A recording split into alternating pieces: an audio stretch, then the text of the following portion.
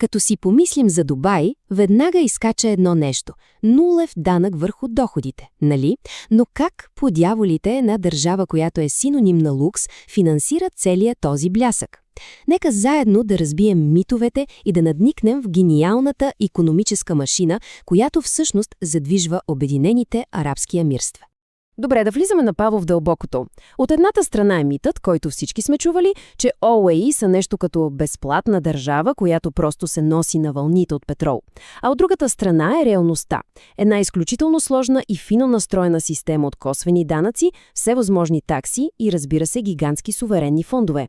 И тук е ключът от бараката. Нещо простичко, но гениално. Облага се това, което се харчи, а не това, което се печели. Добре, време е да оставим старите представи на страна и да видим какво наистина задвижва тази икономика. И ето я първата цифра, която буквално взривява съзнанието. Цели 78% от брутния вътрешен продукт на емирствата вече идват от сектори, които нямат нищо общо с петрола. Погледнете синята линия на графиката. Тя просто лети нагоре. Това показва, че икономиката извън петрола расте постоянно, дори след като въведоха корпоративен данък. Това не е бъдещето, това се случва точно сега. А ето го и чертежът, планът на цялата машина за пари на ОАЕ. Вижте, петролът и газът са вече само 30%. Най-големите парчета от пая всъщност се падат на корпоративния данък и ДДС-то, които заедно правят 25%. И веднага след тях са държавните такси и услуги с още 20%. Това е архитектурата, която сега ще разглобим част по част. Супер! Сега ще вдигнем капака на тази машина и ще разглобим всеки един от тези стълбове, за да видим как точно работи. Тук виждаме двата нови, мощни двигателя на растежа. Отляво е корпоративният данък. И той е структуриран много умно на 3 нива. 0% за печалби до около $102 000, това е като щит за малкия бизнес. 9% за по-големите компании, което все още е невероятно конкурентно в световен мащаб. И само за най-големите мултинационални гиганти има 15%. А отдесно е ДДС-то, тихият гигант, само 5%, но генерира абсолютно впечатляващите 13 до 15 милиарда долара годишно. Защо? Защото е захранван от огромното потребление. Свободните зони, това вече е гениален ход. За международните инвеститори те са като магнит. Вместо да облага печалбите, държавата просто събира фиксирани годишни такси за лиценз.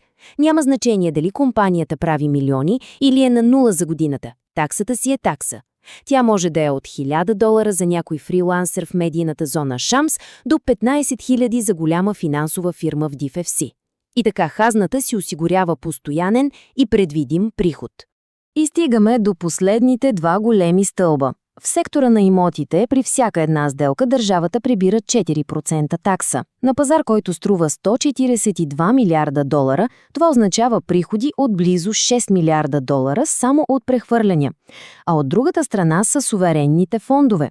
Това са гигантски инвестиционни портфели, които са изградени с парите от петрола, но сега генерират от 30 до 50 милиарда долара всяка година от дивиденди и лихви по цял свят, напълно независимо от цената на петрола. Добре, разбрахме как работи машината отвътре. А сега нека я изкараме на пистата и да видим как се представя срещу останалият свят. Тази таблица, честно казано, говори сама за себе си. Само вижте. Данък доход – 0 в ОАЕ, срещу 45% в Германия. Просто вау! Корпоративният им данък от 9% е по-нисък от този в България, Германия и Щатите. ДБС-то от 5% е в пъти по-ниско от европейските ставки. А за чужденците? Ами и социални осигуровки на практика няма. Контрастът е просто поразителен. Добре, процентите са си проценти. Но какво означава това за парите в джоба ни? Да вземем една брутна заплата от $5000 на месец. В ОАЕ след всичко остават чисти $4400. В България остават $4150, а в Германия едва $3100. Разликата е, виждате сами, просто е огромна. И ето го числото, което трябва да запомним от целия този анализ. Над $220 000 повече в джоба, всеки месец. Това прави над 27 000 долара на година, които в ОЕЕ остават за лично ползване, за спестявания, за инвестиции, вместо просто да се изпарят в данъци. Хайде да го направим още по-практично. Вземаме 3 души – служител, предприемач и турист. За служител с заплата от 5000 долара, като се сложат всички такси за наем, за виза, ДДС върху покупките, накрая ефективната данъчна тежест е около 12%. За предприемач с малък бизнес е дори по-ниска – около 11,25%.